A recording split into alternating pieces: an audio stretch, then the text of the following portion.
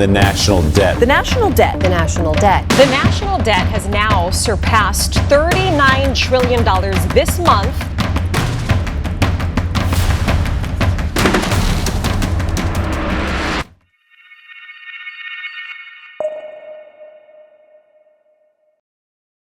বিশ্বের সবচেয়ে শক্তিশালী অর্থনীতি আর সামরিক শক্তির দেশ যুক্তরাষ্ট্র, কারণ বিশ্বের 57% রিজার্ভ মুদ্রা এখনও মার্কিন ডলারেই। কিন্তু বাইরে থেকে যত শক্তিশালী দেখাক না কেন, আমেরিকা আজ বসে আছে নিজের তৈরি টেপ বোমার ওপর। এই বোমা যখন ফাটবে তখন শুধু আমেরিকা নয়, ধসে পড়বে বিশ্ব অর্থনীতি। একটি সরকারের সফল ঋণ নিয়ন্ত্রণ নির্ভর করে দুটি বিষয়ের উপর: অর্থনৈতিক প্রবৃদ্ধি এবং সুদের হার। যদি প্রবৃদ্ধির হার সুদের হারের চেয়ে বেশি হয় তবেই ঋণ সামলানো সম্ভব। কিন্তু আমেরিকার ক্ষেত্রে সমীকরণটি উল্টে গেছে। রাষ্ট্রের আয় যোগান দেয় সেই রাষ্ট্রের করদাতারা। যখন রাষ্ট্রের ব্যয়ের অঙ্ক তার আয়ের চেয়ে বড় হয়ে যায়, তখন সৃষ্টি হয় বাজেট ঘাটতি, যা মেটাতে সরকারকে ঋণের আশ্রয় নিতে হয়। ইউএস ট্রেজারি ডিপার্টমেন্টের হালনাগাদ তথ্য বলছে, ইউএস ন্যাশনাল ডেট তথা দেশটির সরকারের করা সর্বমোট ঋণ $39 ট্রিলিয়ন ছাড়িয়ে গেছে। কেবল গেল এক বছরেই এটি বেড়েছে $2.7 ট্রিলিয়ন। এই বিশাল ঋণের পাহাড় কোনো একক সরকারের রাতারাতি সৃষ্টি নয়। এটি গত কয়েক দশকের ডেমোক্রেটিক এবং রিপাবলিকান উভয় সরকারের ধারাবাহিক রাজনৈতিক ভুলের ফসল।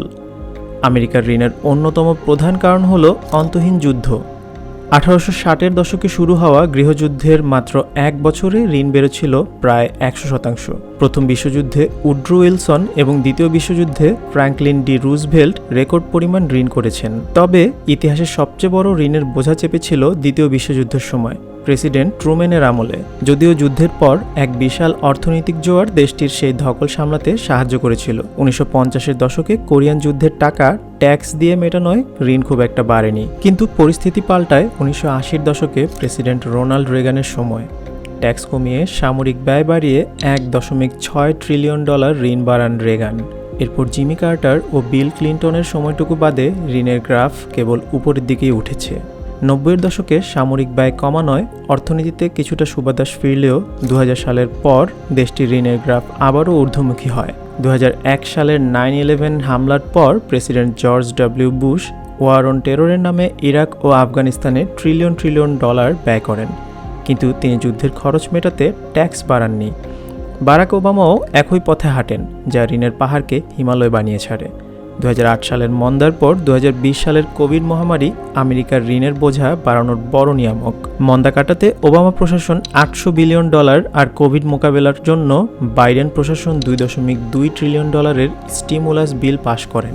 জরুরি স্বাস্থ্যসেবা ও ত্রাণ দিতে গিয়ে সরকারি ঋণ নিয়ন্ত্রণের বাইরে চলে যায়। 2025 সালের জানুয়ারিতে ঋণের সীমা বাড়িয়ে $36.1 ট্রিলিয়ন করা হলেও আগস্ট নাগাদ তা রেকর্ড $36.9 ট্রিলিয়ন ছাড়িয়ে যায়। 2023 সালে ফিলিস্তিন ইসরায়েল যুদ্ধ শুরু হলে যুক্তরাষ্ট্র ইসরায়েলকে সমর্থন দেয়, সাথে দেয় খরুচে অস্ত্র সহায়তা। 2024 সালে $17.9 বিলিয়ন বরাদ্দ দেওয়া হয়েছে ইসরায়েলের অস্ত্রের জন্য।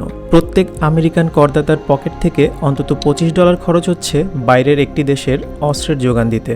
ফলাফল, সাধারণ আমেরিকানরা আজ ঘর ভাড়া আর মেডিকেল বিল দিতে গিয়ে হিমশিম খাচ্ছে এবং জীবন বাঁচাতে ক্রেডিট কার্ডের ঋণের জালে আটকে পড়ছে।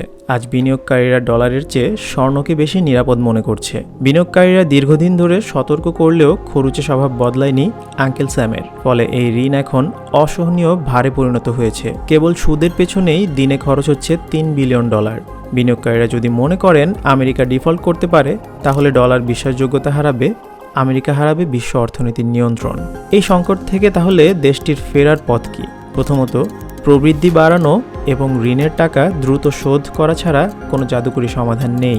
রাজস্ব ও ব্যয়ের ভারসাম্য রক্ষা করতে হবে এবং সামরিক ব্যয় কমানোর পাশাপাশি ধনীদের ওপর ট্যাক্স বাড়ানো যেতে পারে। মোট কথা, খরচের লাগাম টেনে ধরতে হবে আমেরিকান সরকারের। তাহলে কেবল লাফিয়ে বাড়তে থাকা ঋণ আর সুদের চাপ কমানো সম্ভব হবে।